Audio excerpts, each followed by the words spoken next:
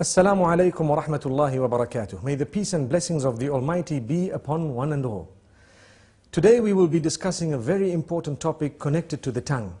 The tongue, as you know, is a gift of the Almighty. It is very small in size, but it can create so much havoc and it can cause so much damage that more than any other organ of the body. So it's important for us to know that the Almighty has created this tongue. You know, some scholars say so beautifully, He has put 32 guards that are so sharp around that tongue so that we think 32 times before we actually utter.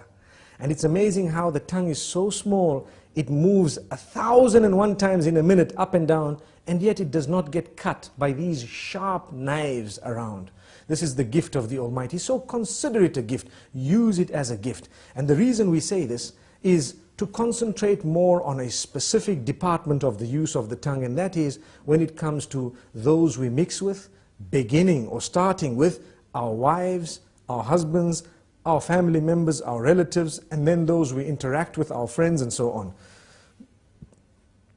What we should know is that the tongue has several different uses. One of them is to taste food, one of them is to speak, and there are so many other uses of the tongue that are there. Some we may know, some we may not know. It's amazing. However, remember, your respect as an individual is very closely connected to how you use the tongue. This is why the Messenger Muhammad, peace be upon him, says, every morning all the organs of the body call out to the tongue and say, fear the Almighty regarding all of us. It is through you that we are known, so be careful what you say. Amazing. Which means I have hands, I have legs, I have a brain, I have eyes, my whole body, my entire image, my identification. I am known as a good or a bad person based primarily on how I use my tongue. Have we ever thought of that?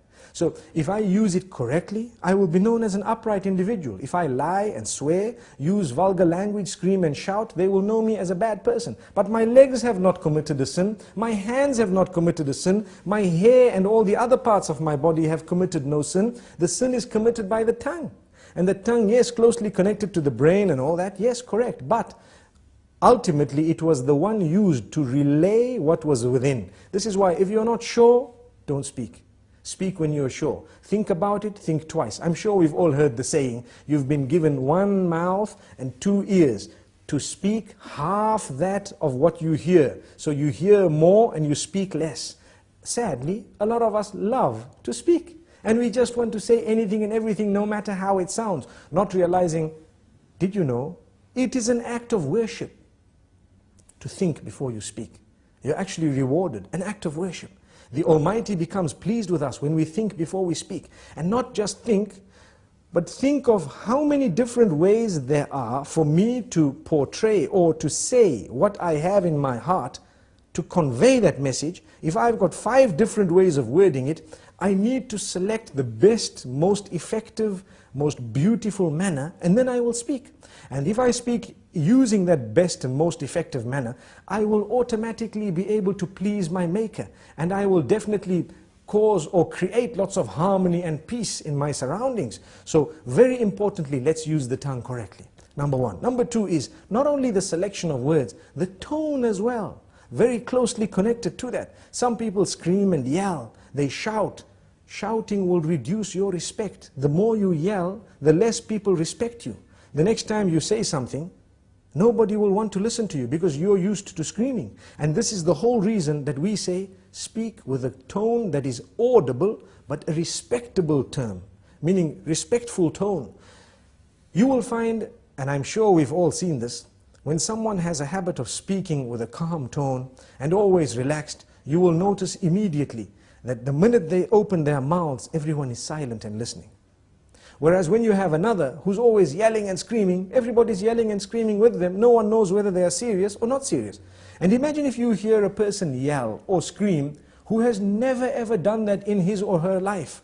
Automatically you would know that this is something very important because this person does not use this type of language or does not scream.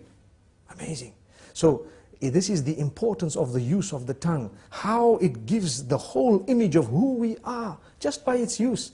Sometimes a whole company can come crashing because of a CEO making one statement that is negative or bad. And there are examples of that in history where we've seen this happening because of the abuse or misuse of the tongue. The same way a man who has always been respected can lose all his integrity within a split statement because of how bad it was and how evil it was. So we need to be careful. You are known by your tongue. Let us be careful how we use this tongue. We'd like to give a few more examples. Within the home, it is an act of worship to say words, to create the words and to utter words that will bring about a smile on the faces of your children and family members, your spouse primarily. Did you know that it is actually an act of worship to come home and utter words of goodness, sweet words, beautiful words, make people feel appreciated, make them feel wanted, make them feel the bond? And it is the tongue that makes us really connect to one another. And this is why we say it is an act of worship. So many people do not realize it's a charity to say a good word. A good word is a beautiful charity. We come home, we're silent. Being silent is something that's not good, especially when it comes to those who are waiting for you to say something of your own family. A good word. Yes, when there is a problem, you might want to remain silent for a moment. If you think that that is the best way of solving the problem for now, you might want to speak a little bit later. But even when you choose to speak, say the best words. This is from the messenger, may peace be upon him. And we always tell people charity begins at home. Sometimes we are very careful of our tongues outside the door. Whereas when it comes to in the home, those who work for us, those who live with us, those who are the closest to us in terms of family and so on, they are so worried of us opening our mouths because every other word is a swear word. Every other word is a lie. Every other word is a word which is derogatory, defaming, which is disrespectful, which causes hurt and harm. Why should we do that? A good Muslim will never utter words that are hurtful to others. There is no need to do that. Even if you disagree, if you disagree with someone, you do not need to utter words that are hurtful to them, belittling them, making them feel like they are not worth it. Sometimes maybe the good statement from your mouth might actually make them change their minds and come on to what you had because you were so good. You came forward so beautifully. This is the religion. This is what we have been taught. Now let's ask ourselves, do we as Muslims really follow these teachings? We call ourselves Muslims. A lot of the times we swear so much that even those who are not Muslim are embarrassed. And it gives the wrong image of the teachings of the beloved messenger. May peace be upon him.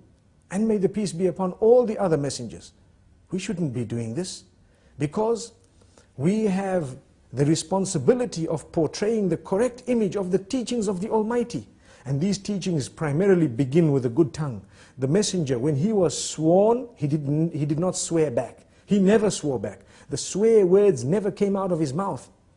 He says, a true believer is not he who is vulgar, is not he who speaks hurtful statements, is not he who lies, is not he who utters words that are hurtful to people, words that are incorrect, unjust. So we need to learn from this. Let us learn to be honest, tell the truth. For indeed to lie would be a burden on the shoulders. And it would be a very, very grave burden on the day of judgment.